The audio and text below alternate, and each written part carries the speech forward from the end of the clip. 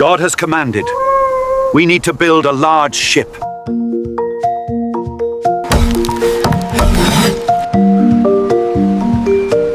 Bukas day off natin. Saan kaya pwede mamasyal? Dun sa Burol. Tara mangaso tayo. Pre, daming kahoy na ito. Yari tayo sa DENR. Di yan pre, di pa uso dito yun. Tara na, kain na tayo. Sige, parating na kami. Mga kabarko, lakasan nyo ang kain. Mahaba po ang araw. Mga kabarko, minamadali na paggawa sa arko. May deadline kasi ito.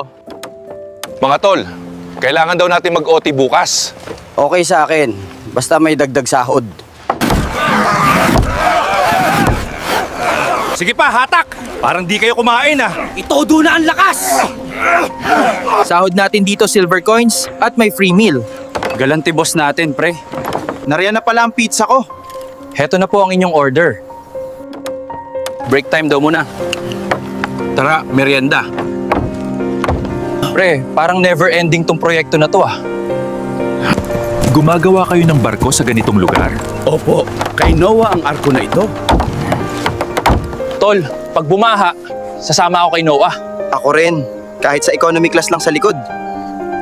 Wow, malaki talaga sahod dito sa abroad. Oo nga, may extra pa para pang shopping. Pre, off, maglechon tayo ng kambing. Mukhang masarap nga yun. Hingi tayo kay Noah. Sinong matinong tao ang gagawa ng barko sa ganitong lugar? Tamang-tama. Tama to. Wow, may pa-ice cream si Mayora. Pre, konti na lang. Mukhang matatapos na to. Sa wakas, matatapos na to. Oo, sa laki nito, halos maubos ang kahoy sa gubat. Napakaraming taon nang lumipas. Tama ka pre, at sa wakas, tapos na. Guys, tingnan nyo. Tapos na ang arko. May haba ito na aabot sa 137 meters. Ito na ang project namin. Tapos na. Ready to sail.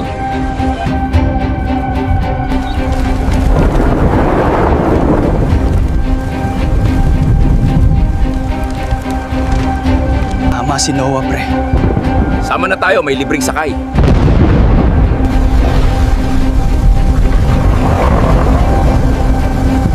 Ito na, nag-uumpisa na ang baha. Di na to dry run, totoo na to.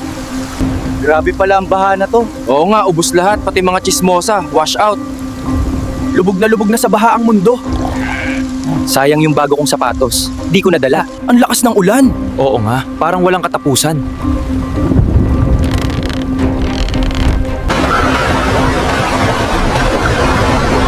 Buti pumayag si Noah na sumakay tayo. Oo nga, dito ligtas tayo.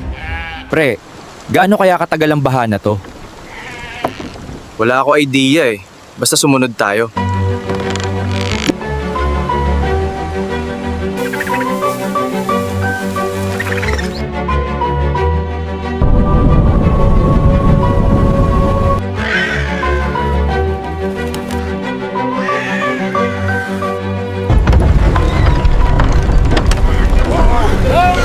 Ito na ang bagong mundo.